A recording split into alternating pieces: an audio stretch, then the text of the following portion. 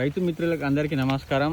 నేను ఇంతకుముందు ఈ మక్క చేను యొక్క వీడియో పెట్టినుండే, ఇట్లా ఇంత హైట్ 10 ఫీట్ల హైట్ అని.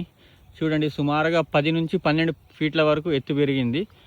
మక్క కూడా బాగుంది. ఒకసారి రైతు గోపు చిన్న ముత్యం గారి అనుభవంతో తెలుసుకుందాం. చెప్పండి. మొక్కజొన్న పెట్టి ఇప్పుడు కోతకొచ్చే సమయం ఇది. మొక్కజొన్న అని ఏంటంటే విత్తనం మంచిగా ఉన్నది, వెరైటీ అని ఎత్తు బాగా పెరిగింది. కానీ ఒత్తు బాగా పెట్టినాం మాకు తెలియక. మరి చివరి లైన్లలో పలస ఉన్నతాడు రెండు బుట్టలు వచ్చినాయి. లోపల ఒత్తున్నానికి ఒకటే బుట్ట వచ్చింది. హైట్ బాగా పెరిగింది. 7 ఆకుల మీద మళ్ళా బుట్ట తర్వాత మళ్ళీ 7 ఆకులు, 14 ఆకులకు మొత్తం మొక్క 14-15 ఆకులు ఉన్నాయి కర్రకు.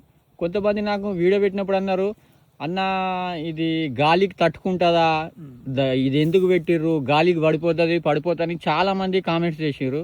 దీని గురించి ఒకసారి చెప్పండి.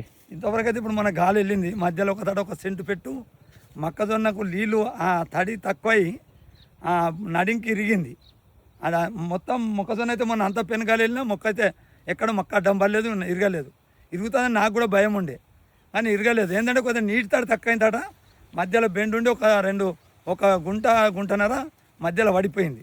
మిగతా అంతా మంచిగా హైటే ఉన్నది. ఇప్పటికి కూడా మొన్న పడ్డ వర్షానికి ఆ గాలికి కూడా ఎక్కడ మొక్కజొన్న వల్లే మధ్యలో మాత్రం కొద్దిగా నీళ్ళు ఎద్దడి నీటి తడి తక్కువైన తట అడ్డం పడ్డది. కానీ మిగతాది మంచిగా ఉంది, మొత్తం చూసేంత మంచిగా ఉంది చేనంతా. ఇక ఫాదర్స్ ఉన్నాయి.